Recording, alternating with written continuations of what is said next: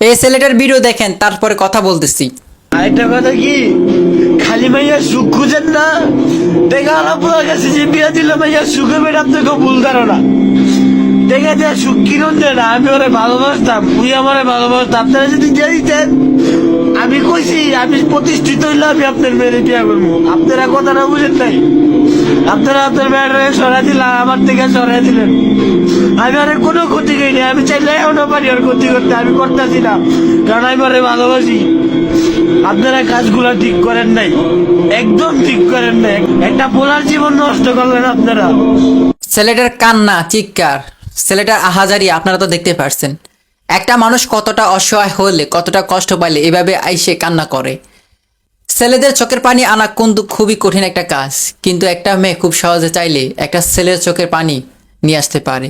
একটা ছেলে তখনই কান্না করে যখনই তার সব থেকে মূল্যবান জিনিসটা হারিয়ে ফেলে। ঠিক তেমনই এই ছেলেটির সাথে ঘটেছে।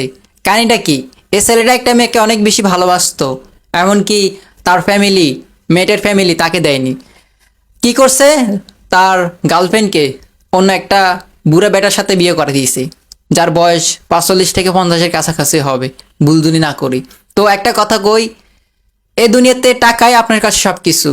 যদি টাকা থাকে, বুড়া মানুষকেও তার কাছে ভালো লাগবে, বুড়া মানুষকেও তার অনেক বেশি ভালো লাগবে, বুড়া মানুষকেও বিয়ে করবে, তার ফ্যামিলি বুড়া মানুষকেও যেভাবে হোক তার সাথে বিয়ে করাই দেবে, কারণ তারা টাকাই চিনে বেশি, কারণ টাকাই দিয়ে সব কিছু হয়।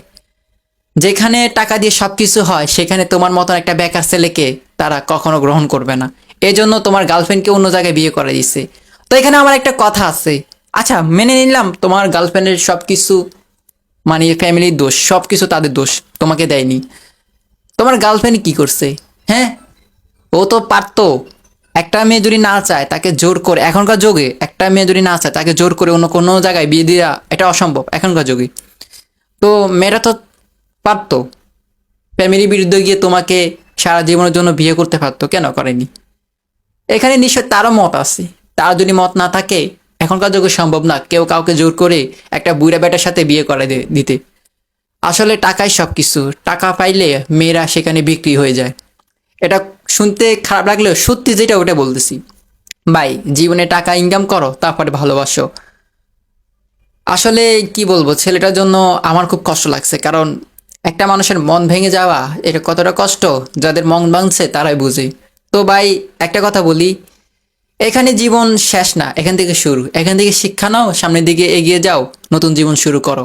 লাইফে এমন কিছু করে দেখাও যেটার জন্য তারাই আফসোস করে, মেয়েটা আফসোস করে।